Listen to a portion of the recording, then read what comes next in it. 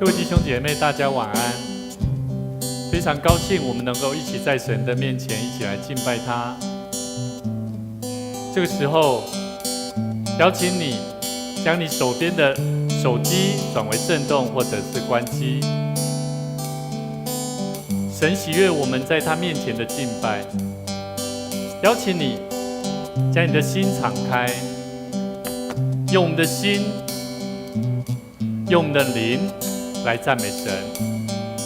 神要将他满满的安慰跟祝福赏赐在你的生命里面。我们要用一首歌一起来赞美我们的心，在我们的神，让我们的心能够全然归向主，也让我们的心能够在神的面前成为神所喜悦的儿女。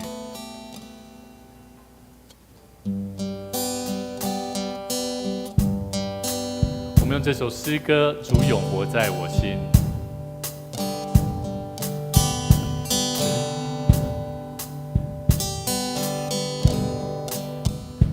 不要向天色唱情郎，有时雨暴风巨浪。虽然前路崎岖不平，有我主与我同行。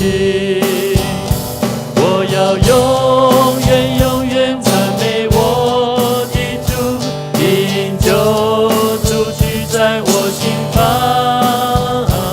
我要永远永远赞美我的主，因救主永活在我心。再也没有孤单悲伤，主用伸手扶持我。虽然黑云遮盖前路，我只有欢乐歌唱。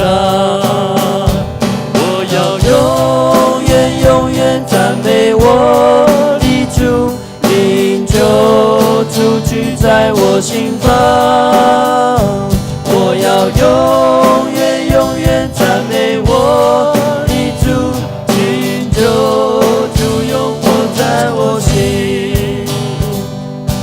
耶稣成我们的力量，耶稣成为我的力量。凡事到他面前求，我深知他将一路引领，使我生命更完全。我要永远永远赞美我的主，因救主居在我心房。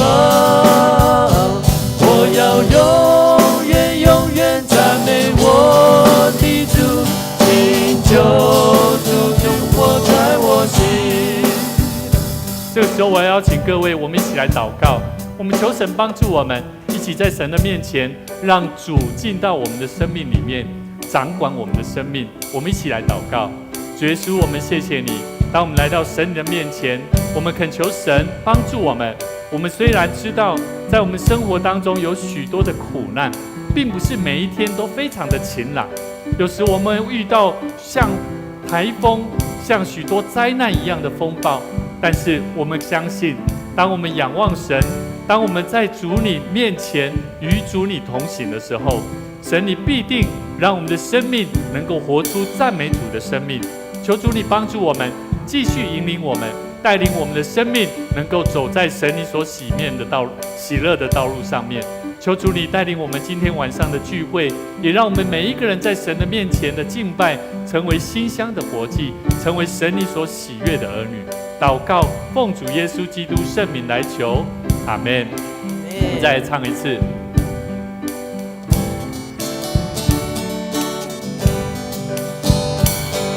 不要向天色唱情郎，有时雨暴风巨浪。虽然前路崎岖不平，有我主与我同行。我要永远永远赞美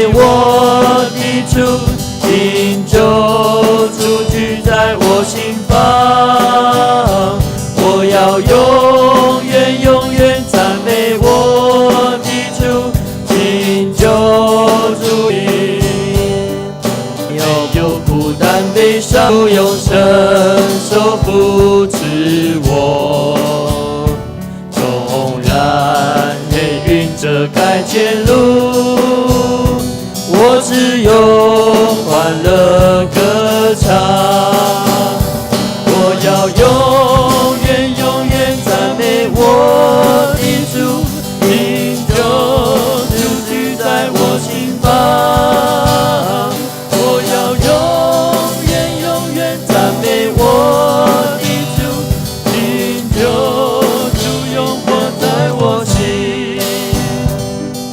耶稣成我们的力量，我们再来。耶稣成为我的力量，凡事到他面前求。我深知他将一路引领，使我生命更完全。我要永远永远赞美我的主，灵就住居在我心房。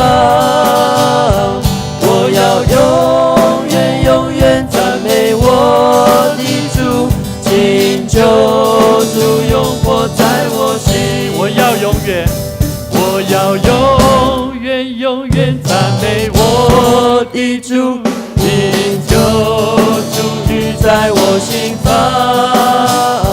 我要永远永远赞美我的主，灵就住永活在我心。灵就住永活着，灵就住永活在我心，灵就住永活在我心。我们再次同心来祷告。主耶稣，我们谢谢你，感谢你让我们一起学习在赞美的诗歌里面，让我们学习更加的同心与主你同行。求主你帮助我们，让我们的生命能够认定主成为我们生命的救主，让我们的心不仅能够完全得着神的喜悦，也让我们跟随主你的道路上，不管遇到什么样子的风浪，不管遇到什么样子的苦难，但我们专心的仰望神。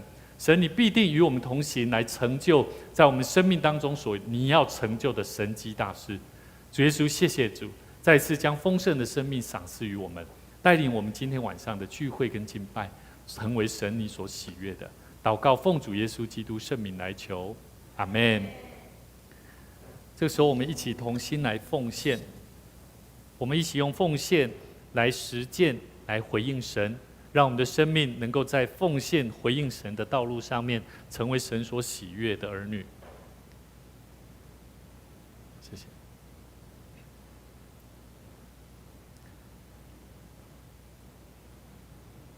在收看直播的每一位弟兄姐妹，也邀请你可以将你的回应，将你的奉献，能够带到你就近的教会来敬畏神，来回应神，帮助教会一起在建造教会的路上成为神所喜悦。这个时候，邀请我们一起来做奉献的祷告，我们一起起立来做奉献的宣告的祷告。我相信凡事都是上帝所创造，他拥有赏赐与收回的权柄。此时，我愿意从你所得到的恩典，用感恩与敬虔的心，奉献在你面前。求主在我每次甘心乐意的奉献中，操练我更加顺服委身，分别我的生命。我相信奉献是栽种丰收的种子，我深信奉献是实践基督的生命，我确信奉献是生命主权的交托。求主按照你的信实与怜悯赐福我们，保守你的教会，兼顾你的百姓。奉主耶稣基督的名来祷告，阿们。请坐。各位弟兄姐妹，大家平安。非常高兴，今天我们一起来敬畏神，赞美我们的主。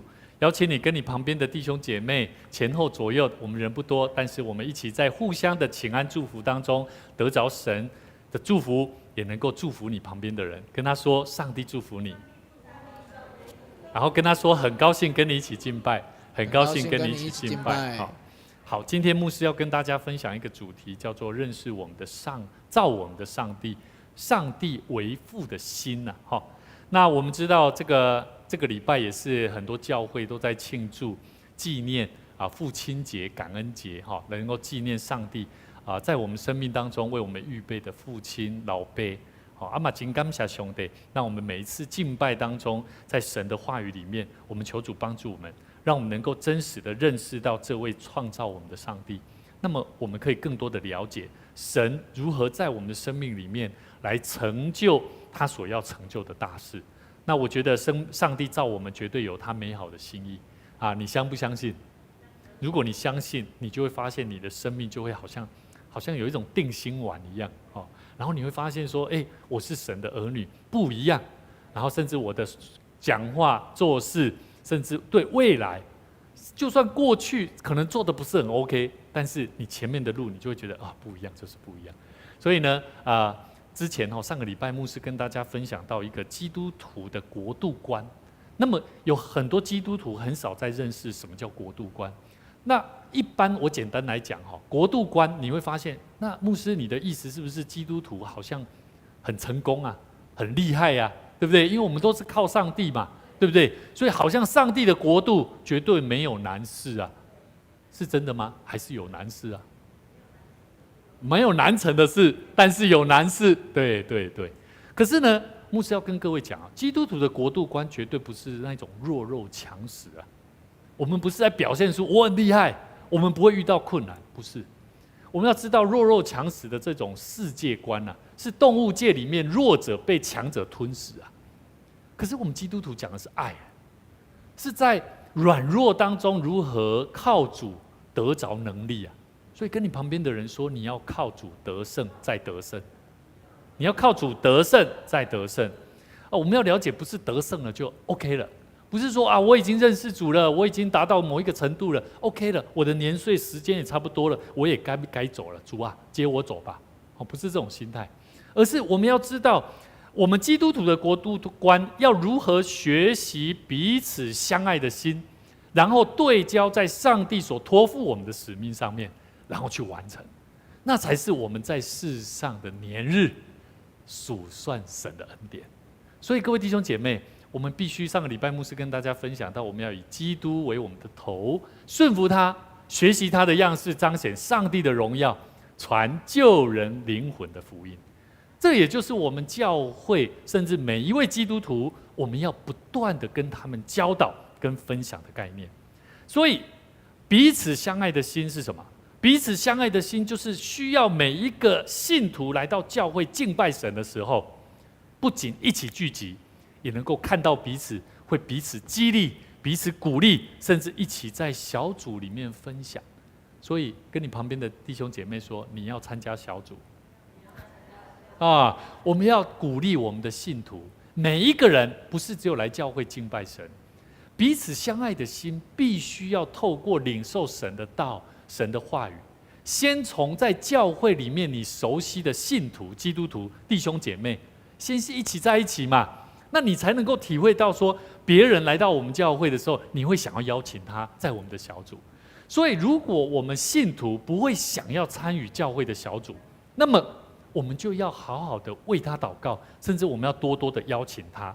所以今天牧师特别要跟大家分享，从我刚刚讲的这些引言你有没有发现，认识造我们的上帝，一定要先特别了解一个东西，叫做上帝做父亲的心意对不对不然你只知道上帝造你可是你不知道这位父亲这位天上的天父到底他的在你生命当中的心意是什么？你不了解我们都是用单方面的，有没有？我来到教会，我读经祷告来认识这位神。可是如果你不了解这位上帝的心意是什么，你只不过是教条式的认识圣经跟真理。所以我们要知道，父亲节这个节期，我们一定要来审思到底我们越了解上帝为父的心意，其实是可以帮助我们更加认识造我们的上帝是什么样子的上帝，不是吗？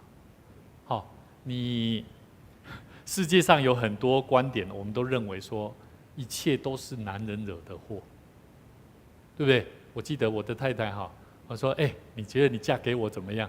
她说我是被你骗有啊，有啊，他是开玩笑，当然我知道是开玩笑，可是你一定有听过，有缘才会成为夫妻，对不对？可是你会发现只要有那种小吵架的，只要他走到某一个程度之后，他一定会说一切都马是男人惹的祸。这是世上的观点，在家庭的里面，我说的是世界观，在世界里面有很多的家庭真的是如此，一切都是男人惹的祸。查甫人出一支嘴，这是什么意思？因为男人只会讲话，可是不会做。他家里面很喜欢怎么样？你帮我什么东西拿来做什么？他就是不做，很懒。我要告诉各位，当然不见得只有男人有些时候也有女姐妹我们一起来看以弗所书5章23节，因为丈夫是妻子的头，正如基督是教会的头，他也是这身体的救主。所以我们应当要在教会甚至家庭里面，上帝为父的心意是什么？就是必须要在家庭里面的父亲的角色，弟兄很重要。所以在座不管是子安、少崇，你们未来可能是做家庭的先生，做人家的先生、丈夫，做家庭的孩子的爸爸。我们教会要强盛，国家要强盛，一定先从男人开始嘛，弟兄开始嘛，有没有？所以家庭、教会，如果男生弟兄不争气反正就交给那个这个姐妹都很厉害的，我告诉你，这间教会不太会强盛这是看得出来的所以今天我很高兴我们刚刚在敬拜那个子安弟兄弟兄他自己摸索弹琴，今天直接上场了，我好感谢神这就是神的恩典跟感动。所以我们要了解父亲这个角色，他带给了一个家庭跟教会有许多重要的概念。曾经有人谈过一句话，我非常认同。他曾经有一个讲道，在分享当中，他说：“你的父亲已经做得很好了，没有人教他如何去做一个榜样了。假如你的父亲不是一个非常好的父亲，我会期待我们这个时候，在今天这个纪念父亲节的时候，你的心里面可能会觉得，我好讨厌我这个父亲。我们一起来为你的父亲祷告。你要为你的父亲祷告，你要为你的家庭祷告，为你的先生祷告。求主帮助我们，让我们在家里面的做丈夫的、做弟兄的、做父亲的，要能够了解为父的心是什么。做丈夫，没有人一开始就会做丈夫也没有人一开始就会做父亲所以各位弟兄姐妹，为什么为父的心很重要？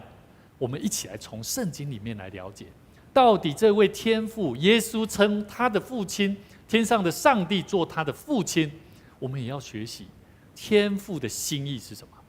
箴言3章11节到12节，我们一起来念我们一起来读。来，我儿，你不可轻看耶和华的管教，也不可厌烦他的责备，因为耶和华所爱的，他必责备，正如父亲责备所喜爱的儿子。每次我看到这句话，都会激励我、帮助我、告诉我、提醒我，信徒如果有不正当的行为跟反应，我绝对不会把他的错误隐藏在我心里面。我不只为他祷告，我还会有机会跟他在一起的时候，我会提醒他，而且我还会用神的智慧来学习告诉他。跟你旁边的弟兄姐妹说，你要学习用主的话来帮助你旁边的人。你要学习用主的话来帮助旁边的人。各位弟兄姐妹，为什么这个很重要？为父的心，就是希望我们能够走在神的管教当中，学习到生命的真理，不是吗？那么这个礼拜牧师发生了一件事情这个我在微波炉放了那个微波的一个有鸟蛋的一个的食物我也有盖着我们知道，其实微波炉是不能够放有关蛋的东西，那我忘记了。突然间微波到后来就砰了一声然后我就完了，然后我就打开，因为当时候准备礼拜3的时候准备待会要下去要上门徒训练课程。当时候呢，我就听到我的儿子宇恩他就说：哈哈哈，爸爸，你自己弄，你自己处理。如果你做父母亲听到儿子他说你自己弄的，你自己处理，你会怎样？赞哦？哪里赞啊？我心里面多生气啊！我严肃就跟他讲，我说宇恩，你怎么可以这样说呢？当时我是先跟牧师娘说，牧师娘不好意思，我待会要下去要忙，待会这里再麻烦你擦一擦，整理一下。我的儿子就说了这句话，我非常的生气。我就告诉我的儿子，我说宇恩，妈妈下午带着姐姐弟弟去打针看牙齿，爸爸为了让你们能够回来可以赶快有饭可以吃，我就煮饭，然后还切水果给你吃。你竟然没有同理爸爸的辛劳，帮忙处理，你还讲这种话，有没有道理？其实是有道理的哦。站在如果你只听到我前面所说的，你可能会觉得，你这个父亲好像把事情都推给儿子做一样。可是其实不是我要告诉他，父亲的心意是什么？你要会去懂得看见你的父母亲在做什么。所以我们要了解，我们看到弟兄姐妹有遇到很糟糕的，可能生活经济很困难，你会用一种那个他灾细上帝要惩罚他，所以他际遇很糟糕，对不对？这就没有同理心了，懂我意思吗？可是如果我们用为父的心意，上帝天父的心，我们知道主啊，怜悯他是何等的难过、不舒服、欠缺跟软弱。注意有为父的心，你就会发现那个爱自然就出来了。各位弟兄姐妹，约翰福音9章1到3节，我们一起来看。耶稣过去的时候，看见一个人生来就是瞎眼的，门徒就问耶稣说了：“拉比，这人生来是瞎眼的，是谁犯的罪啊？是这个人呢，还是他的父母啊？”有没有发现门徒好像就跟那个我儿子一样，有没有？那是你弄的啊，当然你自己处理啊，有没有？就好像门徒看到问耶稣啊，有没有？耶稣啊，那个人生来就是瞎眼的，到底是以安装好犯了什么罪啊，才会这样嘛？耶稣回答：不是这个人犯的罪，也不是他父母亲犯的罪，是要在他身上显出上帝的作为来。哇，我觉得我好喜欢上帝一直在告诉我们不要单纯谈律法，我们谈律法来定罪人是非常危险的。为父的心意是要我们学习，要探讨上帝的心意是什么。所以要认识造我们的神，如果我们不认识这位造我们的主，这位天父的心意，那么是何等的问题严重。所以跟你旁边的弟兄姐妹说，敬拜神要更加的知道这位上帝的心意，敬拜神更要知道这位上帝的心意是什么。所以我们要了解以弗所书，了解上帝的心意是什么，就是可以帮助我们有效的认识这位造我们的神，也可以帮助我们需要更多启示的灵的体验。为什么？我接下来要来跟大家讲，我们要怎么知道上帝为父的心意？我们要怎么知道为父的心意？我要告诉你，我们必须要增加跟上帝亲密的机会了。你有没有在读经祷告？如果有在读经祷告的人，你会发现他的讲话、他的外在，甚至他的很多行为上就是不太一样。所以有一句话说，增加与主亲密的程度，就决定了启示我们的深度。你认识上帝的心意，不就是需要启示吗？你要突然间知道，这个上帝要我做什么？上帝期待我怎么去完成一件重要的工作？这是一种启示这不是随便的人可以知道的如果你要得着这个启示的深度够深、更广，你必须要与主的亲密关系要足够了。所以为什么有些同工每次跟牧师在一起有些同工他是很难跟这位牧师在一起？为什么？我告诉你，大部分同工很难跟牧师在一起，往往是同工不灵修祷告。牧师很难跟这些同工在一起，牧师有时候也不灵修祷告，互相的。因为牧者做一个牧者，他不了解他的同工的心意，他不了解上帝如何把这个同工放在他生命里面，然后把他放在正确的位置上，让他为主所用。这样懂了吗？所以我时常在思考，为什么有些教会、有些牧者，他们明明就知道教会的问题是什么，可是牧者他不说，牧者也跟着啊，反正他们就跟我不同心啊。我思考过很多问题，过去我也在想，为什么以前我为什么不能够再坚持一下？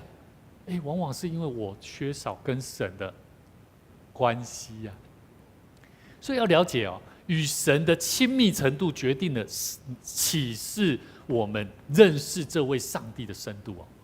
所以各位弟兄姐妹，我们要一起来看一段圣经节，约翰福音14章6到14节，耶稣说：“我就是道路、真理、生命。若不借着我，没有人能到父那里去。你们若认识我，也就认识了我的父。”我们现在不是要讲吗？认识为父的心意，对不对？我们就要认识谁？耶稣基督，对不对？你们若认识我，也就认识了我的父。从今以后，你们认识了他，并且看见他了不是认识他而已，而且会经历到他。看见他就是，他是真实的。腓利对他说：“主啊，求你将这个父显明给我看呐，我们就知足了，满足了，我就完全都可以得着了。你就赐给我吧，我就完全得着了。”耶稣就对腓利说：“腓利啊，我与你们同在那么久，你们还不认识我吗？人看见了我，就是看见了父。你们怎么说将父显给我们看呢？”其实你只要了解我说的那个跟神的关系是什么，启示的深度是什么，你就不会像腓利一样了。这样懂了吗？所以腓利他都跟着耶稣啊，耶稣也觉得很纳闷，你怎么会说要我直接赐给你呢？你看到我不就是看到了我的父吗？所以各位弟兄姐妹，在我们的生命里面，同样的道理，圣灵降临在信徒的身上的时候，也就是隐藏了，只彰显出基督耶稣来，并且代表了基督耶稣，目的就是要荣耀耶稣基督。我们一起来看一段圣经节，我们继续看下去哈。我在父里面，父在我里面，你不信吗？耶稣在继续做解释我在父里面，父也在我里面，你们不信吗？我对你们所说的话，不是凭着自己说的，乃是住在我里面的父做他自己的事。这句话你就假想，今天假如牧师讲说，你得着了这个福音，但是主耶稣基督的生命力有没有在你的心里面？有的话，你就了解耶稣所说的：“我在父里面，父也在我里面。”懂不懂？甚至我们是带着这个什么，不是凭着我自己说的不是我别讲的我会知道住在我里面的父做他自己的事情，意思就是说，我现在要做的事情是神要我做的，这样懂了吗？我们不会说，不会好像怕怕的，也不知道自己做的对不对，有没有信心？我们会知道这是神要我做的。11节说：“你们当信我，我在父里面，父在我里面。就算不信也应当因我所做的事信我啊。”耶稣做了什么事？神迹啊，激励人啊，对不对？改变人的看法啊，这些不就是耶稣在做的事吗？你们不信你至少看一看啊，就真的成就了嘛。就好像什么，你不信我牧师常常讲丰富，有没有得着？当你奉献越多，去得着越多。你去看啊，真的啊，有人他就像那寡妇一样啊，全心全意的去奉献，去求告神，神就赐给他。你不信，你也要看那个他所做的事，来信他嘛，信那位神嘛。所以耶稣说：“我实实在在告诉你们，我所做的事，信我的人也要做，并且要做比这更大的事，因为我往父那里去。你们奉我的名，无论求什么，我必成就，叫父因儿子得着荣耀。”我们的上帝因为耶稣基督得着荣耀。那么我要问你，我们是否也能够学习耶稣所交付我们的使命？奉他的名求什么，我们就必得着成就。这就是我们的信仰。基督徒谈怎么样领受圣灵的工作，就是谈圣灵要帮助我们去为他怎么样完成大使命啊。所以我觉得很重要。这个今天牧师要带领大家继续看下去。我们今天最主要圣经节14章15到20节说：你们若爱我，就必遵守我的命令。我要求父，父就另外赐给你们一位保惠师，叫他永远与你们同在。所以我觉得啦，圣灵当然有很多外显的工作，可能有一些灵恩的教派，他们会用什么方式，我觉得那都没关系。不管是我们传统的长老教会，我们在使用的方法，我觉得一直都觉得上帝会赐一个保惠师在我们与我们同在，条件是什么？第15节说什么？你们若爱我啦，必遵守我的命令。可是大部分有很多基督徒说爱主啊，可是他不遵守他的命令啊。神的命令是什么？不就是诫命吗？对不对？尽心尽力尽意爱主我们的神啊，对不对？爱人如己呀，光这些都就很多层面可以去想咯。所以我们要了解，就是真理。第17节，上帝与我们同在，透过这个圣灵与我们同在。17节就是真理的灵啊，乃世人不能接受的，因为他们既看不见他，也不认识他。所以我牧师真的非常鼓励各位。我其实以前我也是不太了解到底什么是圣灵。圣灵是一定要像他们会讲方言，巴拉巴拉巴拉，然后说好像真的是这样吗？我很讨厌。可是当我了解到，若我没有靠着圣灵感动的工作，我真的做不了什么。真的，圣灵就像17节所说的，看不见他，有些时候我们也不认识他。你们却认识他。耶稣告诉门徒你们认识他，因为他常常与你们同在，也要在你们里面。我不撇下你们为孤儿。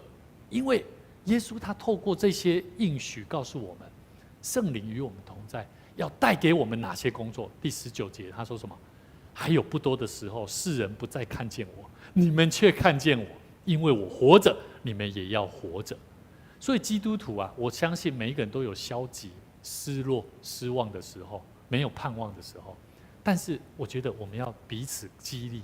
好，在那日你们就知道我在父里面，你们在我里面，我也在你们里面。我觉得有点饶舌。如果你不常去体会今天我们牧师所讲这个为父的心意，你真的很难看得懂到底耶稣讲的这些好像模棱两可的东西，然后很不容易理解的。所以我们要了解，耶稣他表明了一个很重要的概念，就是爱天父的人会遵守他来到世上的托付。简单讲，爱上帝的要遵守他的命令嘛。耶稣有没有命令？有没有给我们使命啊？有啊。耶稣死后复活，他带给门徒的使命哦。这会不会是命令？我觉得也有可能也是一种命令。他希望我们，期待我们要去传福音。但是我们如果不懂得这份工作那么的重要，我们实际上很难荣耀神。我觉得圣经里面他讲得非常的明白，我们的生命如果有办法爱神，遵守他的命令，完成他的大使命，我觉得我们生命是可以荣耀神的。你有没有看见有些基督徒？我非常感谢那个特别是那一些企业家，爱主的企业家，他们不是只有把钱赚来，他们会用钱来去帮助其他的教会，而且他们的使命观就是不一样。这个礼拜牧师听到一个故事有一个故事这样说说有一个大企业家，他死后留下好大一笔财产，他的遗产里面他就说到有谁可以得着。他说只要有人可以得着解决这个回答这个答案，他就把他所有这些财产就是归给他，然后请了很多律师来做见证。然后之后呢，发出去这个消息之后，有很多的人都在投信都在写答案。那这个问题是什么？这个问题很简单，他说富人跟穷人的差别在哪里啊？然后后来最后得着这一大笔的这个优渥的这个遗产哦，是9岁的一个小女孩啊。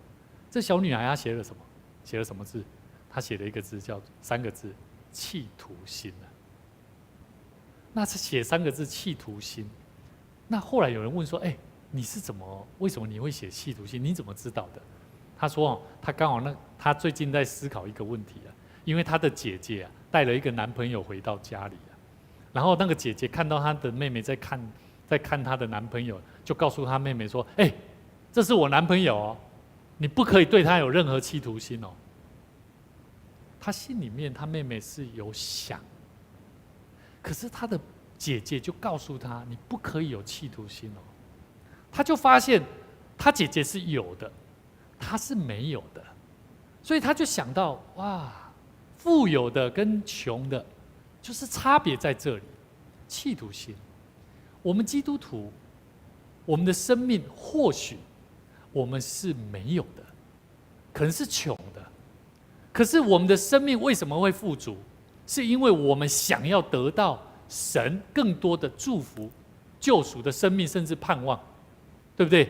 那上帝有没有赐给我们？有，那但是问题，上帝赐给我们，我们可以做什么？你要继续，我非常这个，每次我只要看到这个我们的姐妹哈，她是为了她的生活去捡拾那一些回收，为的就是要奉献，让我看见圣经里面那个寡妇一样，是全心全意为了要奉献。我就是，各位弟兄姐妹，我们要了解。今天的圣经节非常的清楚告诉我们，一个人要明白上帝为父的心意，还不能证明他爱主，他必须要遵守他的命令，才是爱主的表现，也是真正基督徒的生命表现。所以我们要了解，爱心若没有顺从，便是死的。人的爱心越大，他遵照命令完成的程度也就越高啊。好。所以你俩快点，我在教会里面有人他为什么没有办法参与服事，是因为很多外在的影响到他跟主的关系。那其实我们要鼓励他，多鼓励他，好好跟神建立好关系，好让他学习，一起来遵照神的命令，我们一起来得着更丰盛的生命。上帝透过不同的管道、不同的方式，阶段性的在启示他自己，让我们认识他。好，其实牧师也非常感谢。其实不是每一个人都是像都要念得很学识很高，或者是说你的际遇非常好的人，你才能够得着上帝的很多祝福，不见得。神很多时候是透过很多不同的机会，在告诉我们，让我们得着神智慧的心，神的心意。所以人如果要用有限的智慧啊，好。用有限的智慧去理性的逻辑去认识神啊，其实是不容易的。唯有怎么样，你跟神的关系。所以对个人的启示里面哦，按照人对自己的认识的深度跟对他的渴慕的程度，来向我们启示他的能力跟智慧。也就是说，简单来讲，假如你是一个这个学历不高的，但是你圣经也读得不多。可是有些时候，神也会特别祝福这样的人，而且会让他感受到神爱的心意。我曾经看过，而且他讲出来的话非常的不一样，因为他非常渴慕神。所以我觉得启示上帝是按照每一个人不同的身份来启示他。但是牧师一定要鼓励各位，我们一定要有那份心意。好，我们要了解，我们一开始有提到。增加跟神亲密的关系，才会决定我们上帝启示我们的深度。也就是说，你不要认为说，反正上帝会按照我们个人不同的方式来启示我们，我们也不用跟他特别怎么样建立关系啦。这样可不可以？这样是不行的。好，不要上个礼拜牧师也讲了，我们不要做一个懒惰的基督徒。我们真的要做一个努力学习，让我们能够得着更多上帝心意，明白他心意，来完成他心意的基督徒。所以我们要了解上帝所托付的使命，存在了许多关键性的争论。原因是因为人用有限的智慧、理性的逻辑，在认识这位上帝。求主帮助我们，我们不要用我们有限的智慧，就算在我们得着神的话语里面，我们会有所体悟，但是我们求神帮助我们学习更柔软的心来明白神的心意。所以我们与上帝的关系的深浅不同啊，取决于我们认识上帝作为的深浅啊。我再讲一次哦，你跟神的关系的深浅哦，取决于什么？取决于我们认识上帝的作为。你为什么爱上帝？有人他会噼里啪啦讲一大堆，因为上帝在我生命当中发生怎么了。可是你只要问他，我时常很爱问学生，现在刚认识主的学生，你来到教会多久？你感受到上帝什么？你去经验到什么？我时常问中选哦，你去认识到这位上帝奇妙的作为吗？因为唯有你去真实的去回想，去认识神在你生命当中的作为是什么，上帝做了什么，你才会知道你跟神的关系呀。所以我们告诉他，你要灵修，你要祷告，其实那个都还不是很直接性的。你要问他，你的生命遇到什么困难，我来为你祷告。祷告完了，我们就带领他看神的话语。你要时常读神的话语，去认识神，跟神建立那个关系。神的启示就会在你身上，他的智慧就会出来了，他就会学习跟随，学习来认识这位神。所以传福音带领人就是这样。好，甚至我们与上帝的关系的深浅不同，取决于你这个受造的生命的委身跟顺服的程度了。好，决定了，注意哦，最后决定了应许生命蒙福的实现与否哦。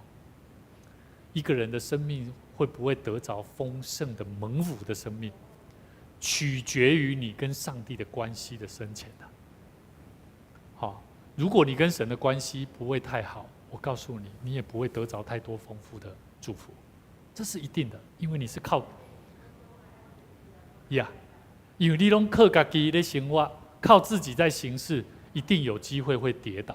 像这一次这个中国，我们要为这些不管原住民、台湾这次风灾所造成的这个人民财产跟生命的损失，真的带给他们的是，原来人生无常啊，唯有求认识这位真神啊，我们的生命才会得着盼望。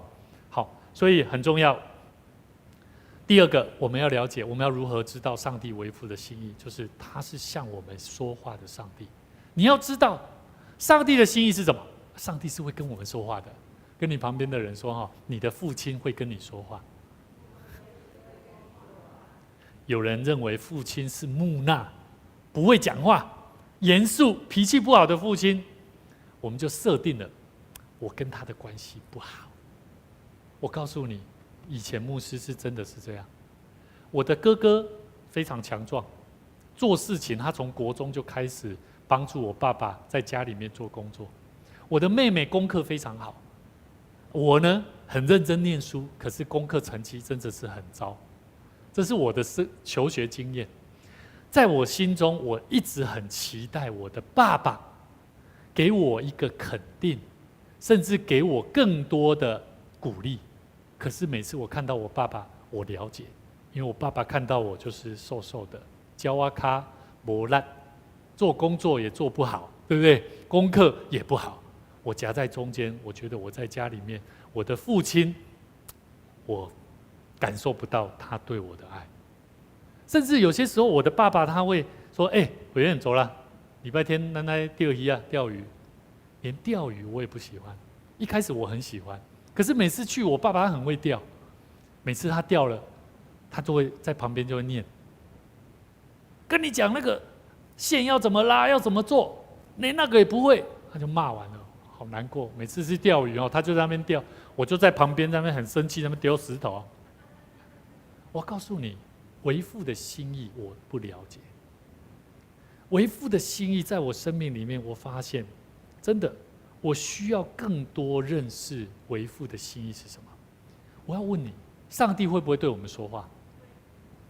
按照我们现在看到我们认识的上帝，好像是无形的，看似没有对我们说话。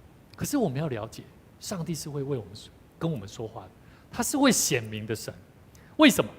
上帝他是渐进式的，而且是个别的。你要了解有两种经验哈，它是渐进式的，而且是个别的。怎么说？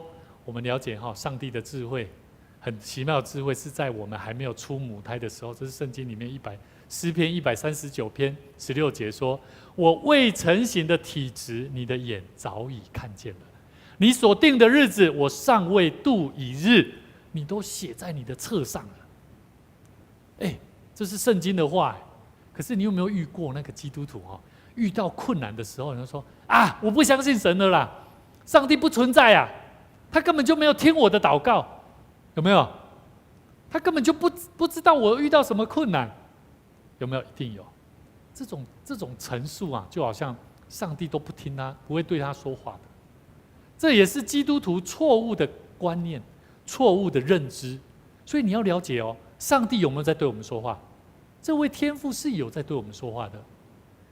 你知道吗？现在牧师，我现在看到我的父亲，我是非常的爱他。而且我觉得，我比起我的哥哥跟我的妹妹，更能够体会父亲的心意。可是我的父亲在我年轻的时候，他对我的严格跟教导，有没有？就好像一开始牧师不是带领大家一起看的那一段圣经节吗？有没有？我们的父是怎样？你不可轻看耶和华的管教，有没有？不可厌烦他的责备。有没有？因为耶和华所爱的，他必责备。所以我看到这段话，我就想到，没错，我的父亲他责备我，因为他爱我。所以我们要了解，上帝的心意是在我们还没有出母胎的时候，他就已经知道我了。所以你不要认定上帝不爱你，上帝不知道你。第二个，倾心追求神的人，上帝直接显明了。我们知道八福里面说，倾心的人有福了。因为他们必得看见上帝，不是这样吗？当你不觉得上帝在对你说话，不就是你看不见神吗？看不见神的，再返回去看，因为你的心就是不清心嘛，你的心忧愁、挂虑太多事啊，是不是？所以我觉得这个逻辑很容易理解了。如果你要看见神显明在你生命里面，你一定要学习祷告，安静下来。把一些杂事、琐碎的问题、忧愁先放下，甚至交托给神。这个步骤很重要。最后，牧师也要跟大家分享一个很重要的，我们需要好好认识我们的天父上帝的心意，在诗篇18篇25到26。慈爱的人，我们一起来念来，慈爱的人，你以慈爱待他；完全的人，你以完全待他；清洁的人，你以清洁待他；乖僻的人，你以弯曲待他；困苦的百姓，你必拯救；高傲的眼目，你必使他降卑。里面谈到了很多人不同的特质，不管你是哪一种的，你要记得，你用什么心意在看待这位父亲，他就用什么方式来看待你。真的，就好像我刚刚所说的，我一开始我年轻的时候看待我的父亲，我很讨厌。我告诉你，我就真的很讨厌，每次我就是很反抗的跟我的父亲对话，可是我最后得到的也是不好的东西，一直在对，真的。然后我的母亲一直都是在旁边喝啊啦喝啊啦，买啊卖啊那啦卖啊那啦，都是流着眼泪。可是我看见了，我知道，我就在想，神啊，你要告诉我什么？我的父亲，我的天父，你要告诉我什么？所以求神帮助我们，让我们学习上帝带我们人的法则真的不太一样。上帝带我们的法则是马太福音7章2节说：“你们是用什么量器量给人，必用什么量器量你们，对不对？”甚至马太福音7章12节说：“你们愿意人怎样待你们，你们也要怎样待人。”我觉得我们用爱来爱我们身边的人。同样的，我们相信，我们愿意用神怎么样待我们，期待上帝怎么待我们，我们就要怎么样看待神教导的话语，好好的去认真的去学习。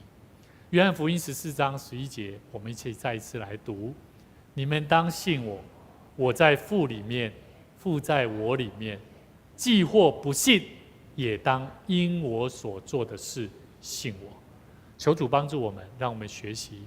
我们要了解，就算你在很多问题上面你还没有得到解答，但是要记得，上帝透过耶稣基督所做的事是显明的，是清楚的。他就是用他的行动来让我们看见，为要完成天父的心意，完成使命，让人得着福音，得着救恩，得着真理。求主帮助我们，我们一起同心来祷告。全能的神，感谢你透过你的话语，我们要更多的来领受，在你的灵的感动里面，求主你帮助我们的生命，明白主你美好的心意。我们知道在你的话语里面，我们需要得着更多的智慧，让我们在为主你做工的事情上面，能够加添更多的能力。也求主你赐给我们，在你所命定的计划里面，当我们认识将生命的主权交托给主，我们用信心的态度好好的来追求与主你连结的关系跟机会。当我们用真实的生命去体会神你存在的时候，我们相信我们与主你的关系便会和好。求主你也启示我们的生命，能够越来越明白主你为父的心意是什么。恳求你怜悯我们，很多时候我们靠自己的能力智慧在认识主，我们不愿意顺服你圣灵的引领。求主你帮助我们，让我们的生命能够好好的认识主，了解为父的心意，就是要完成大使命，透过神你所赐给我们的能力来彰显主你的荣耀。求主你预备我们的心，保守我们的灵，来走你前面为我们预备的道路。祷告奉主耶稣基督圣名来求，阿们。愿主赐福大家，在每周六的晚上6点半，我们一起来领受神丰盛的祝福。愿你平安。